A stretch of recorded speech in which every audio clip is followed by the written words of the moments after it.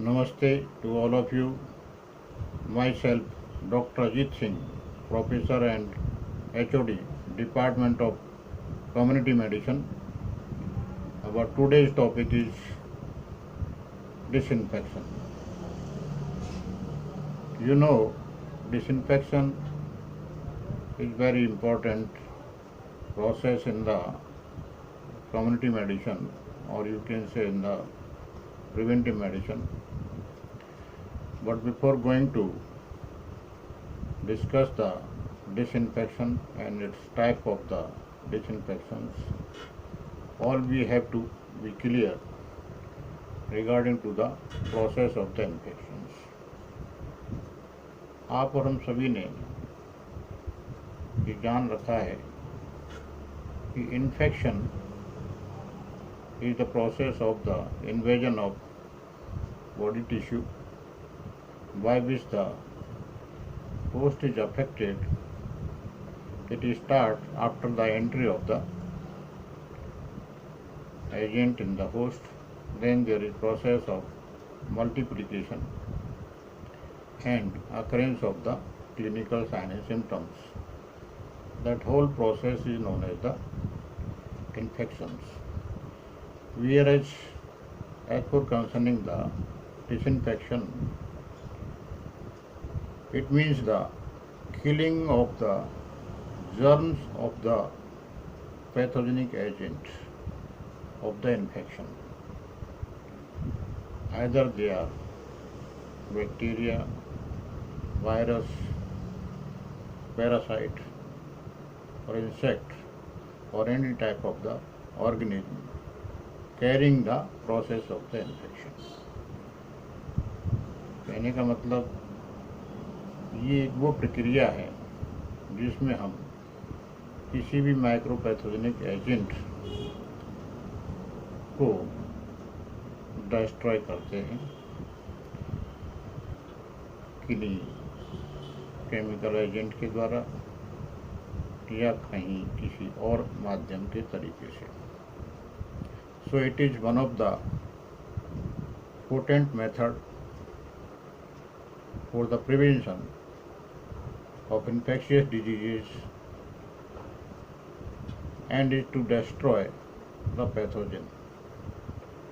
For examples, organism, parasites and insects, those are causing or spreading the disease. Advantage points. For examples, the sources as they are excreted or contaminate and or grow in the environment.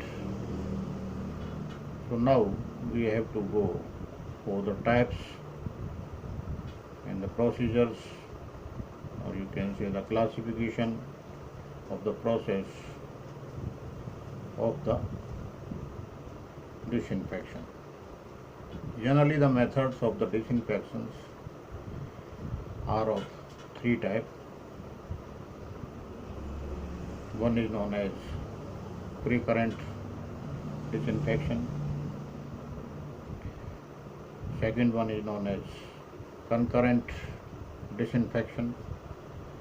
And third is known as terminal disinfection. Pre-current disinfection is the process which is done as the preventive measures like chlorination of water, pasteurization of milk, and mopping of the floor with disinfectant are the examples of the pre-current disinfections. कहने का मतलब इस process में जो methods हम काम में लेते हैं वो कोई भी डिजीज़ से होने की प्रक्रिया के समय लेते हैं कि जिससे कि डिजीज़ हो ही ना पाए. So these are the preventive methods by which we can prevent any infectious disease or comes in the pre-current disinfection. Second one is known as the concurrent disinfection. Concurrent disinfection is the disinfection done when a person is ill.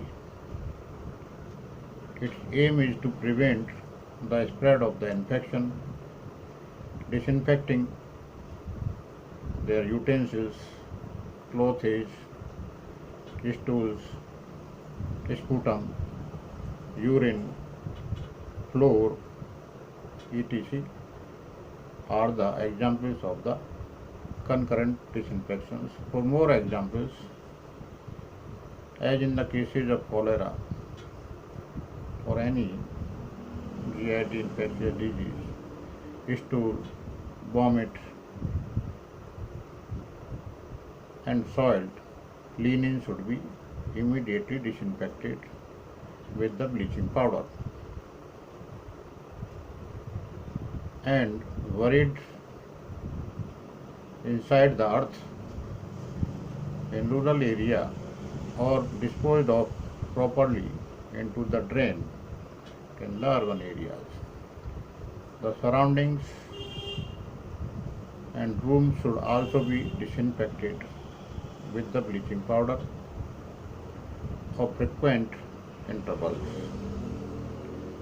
Arrangements should also be made for the disinfection of the hands of the attendant and so on. Lysol and soap solution are used to current disinfection in the typhoid cases. Phenyl should also be freely used. Creosote and the coal, the derivatives, are used freely for the tuberculosis cases. Utensils and other materials should be disinfected by boiling with antiseptics. Drinking water should also be disinfected by boiling or by chlorination. Bleaching powder should be applied to wells and the tanks of the suspected of contamination. So these are the procedures or the methods which are generally used in the process of the disease phase when the patient is ill. So at that time all these methods are used. These are known as the concurrent process of the disinfections. Then third one process, that is the terminal disinfection. Terminal disinfection is done after death, recovery or removal of a patient. The idea is to disinfect rooms, clothes and other articles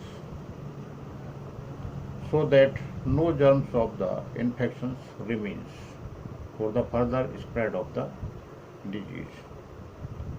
Examples in the cholera or typhoid or GIT infectious diseases, this process can be carried out again by using the bleaching powder solutions, phenyl or Lysol solutions.